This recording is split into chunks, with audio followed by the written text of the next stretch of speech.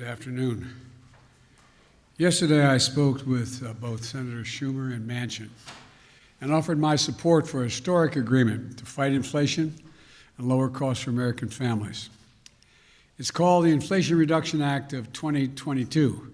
Some of you will see a lot of similarities between the beginning of the Build Back Better initiative. It's not all of it, but we've moved a long way. I'll be going into detail in a minute, but simply put, the bill will lower health care costs for millions of Americans. It will be the most important investment, not hyperbole, the most important investment we've ever made in our energy security and developing cost savings and job-creating clean energy solutions for the future. It's a big deal. Also, for the first time in a long time, began to restore fairness to the tax code, by making the largest corporations in America pay their fair share without any new taxes on people making under $400,000 a year. Experts, even some experts who have criticized my administration in the past, agree that this bill will reduce inflationary pressures on the economy. This bill will, in fact, reduce inflationary pressure on the economy. It's a bill that will cut your cost of living and reduce inflation and it lowers the deficit. It strengthens our economy in the long run as well. This bill has won the support of climate leaders like former Vice President Al Gore, who said the bill is, quote, long overdue and a necessary step to ensure the United States takes decisive action on the climate crisis that helps our economy and provides leadership for the world by example. Inflation hawks like former Secretary of Treasury Larry Summers said, quote, this bill is fighting inflation. Let me say, this bill is fighting inflation. Progressive leaders like Senator Elizabeth Warren said, quote, this is a bill that truly is about fighting inflation, bringing down the cost for families, and putting our country on a sounder economic footing. Here's how it works. First, the bill finally delivers on a promise that Washington has made for decades to the American people. We're giving Medicare the power to negotiate for lower prescription drug prices, which means seniors and consumers will pay less for their prescription drugs. Medicare will save in the process about $290 billion. And in addition, it also changes the circumstances for people on Medicare by putting a cap of a maximum $2,000 a year. They have to pay no more than $2,000 a year no matter how many prescriptions they have for all the prescription drugs, which is especially important for people with cancer and long-term diseases. It's a godsend. It will literally be a godsend for many families. Second, the bill locks in place lower health care premiums for the next 3 years for millions of families that get coverage under the Affordable Care Act. They will mean an average savings of $800 a year for 13 million people. Third, it invests $369 billion. Granted, I call for 500 plus, but it invests $369 billion to secure our energy future and to address the climate crisis, bringing down family energy bills by hundreds of dollars by providing working families tax credits. It gives folks rebates to buy new and efficient appliances, to weatherize their homes, and tax credits for heat pumps and rooftop solar. It also gives consumers a tax credit to buy any electric vehicle or fuel cell vehicle, new or used, and a tax credit for up to $7,500 if those vehicles were made in America. This investment in environmental justice is real. It also provides tax credits that will create thousands of good-paying jobs, manufacturing jobs, on clean energy construction projects, solar projects, wind projects, clean hydrogen projects, carbon capture projects, and more by giving tax credits for those who build these projects here in America. Now, let me be clear.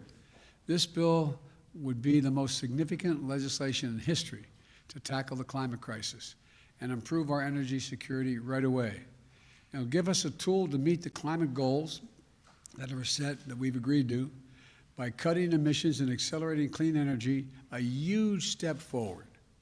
Fourth, This bill requires the largest corporations to begin to pay toward their fair share in taxes by putting in place a 15% corporate minimum tax. Now, I know you've never heard me say this before. It will come as a shock to you, but 55 of the Fortune 500 companies paid no federal income tax in 2020. I know you only heard me say that about 10,000 times, but the fact is they paid no taxes on an income, collective income, over $40 billion. Well, guess what? This bill ends that. They're going to have to pay a minimum of 15% tax on that $40 billion or whatever the number turns out to be. Fifth, this package will reduce the federal deficit by over $300 billion. Already on my watch, deficits come down my first year by $350 billion and a record $1.7 trillion at the end of this fiscal year. Now, this bill is going to keep that progress going. Yes, I'll say it again. This legislation will bring down the deficit. Bring down the deficit. The sixth point I want to make is this bill will not raise taxes on anyone making less than $400,000 a year. And I promise, a promise I made during the campaign and one that I've kept. Now look, I know it can sometimes seem like nothing gets done in Washington. I know it never crossed any of your minds, but the work of the government can be slow and frustrating and sometimes even infuriating. Then the hard work of hours and days and months from people who refuse to give up pays off. History is made. Lives are changed. With this legislation, we're facing up to some of our biggest problems, and we're taking a giant step forward as a nation. That didn't just happen on this Inflation Reduction Bill. It also happened yesterday when the Senate made the bipartisan decision as a nation to invest in America's manufacturing technology of semiconductors and additional funding for basic research and development in the cutting-edge industries of the 21st century. If the House passes this bill, I want to thank Speaker Pelosi. I think she's going to get it done for her leadership here. It has the added benefit of creating tens of thousands of additional good-paying jobs, lowering inflation. It's going to give us the ability not only to compete with China for the future, but to lead the world and win the economic competition of the 21st century. You've heard me say 1,000 times, we have to invest in research, development, and growth. I hope that the House is going to pass this bill today. My plea is, put politics aside, get it done. We need to lower the cost of automobiles, appliances, smartphones, consumer electronics, and so much more. And you can't do it. All of these things are powered. Almost everything in our lives is powered by these semiconductors and tiny computer chips the size of a fingernail tip. Look, we should pass this today and get moving. I know the compromise on the inflation bill doesn't include everything that I've been pushing for since I got to office. For example, I'm going to keep fighting in the future to bring down the cost of things for working families and middle-class families that matter by providing for affordable and accessible things like affordable child care, affordable elder care, preschool, the cost of preschool, housing, keeping students with helping students with the cost of college, closing the health care coverage gap. You know, it's a fancy way of saying the health care coverage gap. Expanding Medicaid in states that refuse to do it, and more. Look, this bill is far from perfect. It's a compromise. But it's often how progress is made, by compromises. And the fact is that my message to Congress is this. This is the strongest bill you can pass to lower inflation, cut the deficit, reduce health care costs, tackle the climate crisis, and promote energy security, all the time while reducing the burdens facing working class and middle class families. So pass it.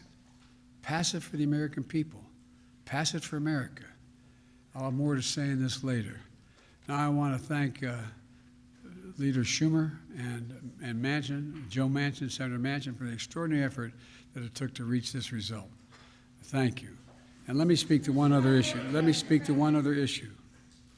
GDP, and whether or not we are in a recession. both Chairman Powell and many of the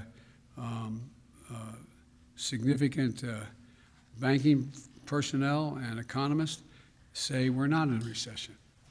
But let me just give you what the facts are in terms of the state of the economy. Number one, we have a record job market of record unemployment of 3.6% today. We've created 9 million new jobs so far, just since I became president. Businesses are investing in America at record rates, Foreign business like SK and others are investing in America, hundreds of millions and trillions of dollars, sum total.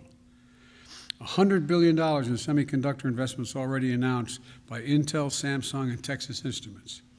More than $100 billion in electric vehicle battery investments by Ford, General Motors, Hyundai, Tesla, and more. And just last week, as I said, SK Corporation of the Republic of Korea announced $22 billion in new investment in semiconductor batteries, chargers, and medical devices, creating another 16,000 jobs here in America. And this is powering the strongest rebound in American manufacturing in over 3 decades, creating 613,000 manufacturing jobs.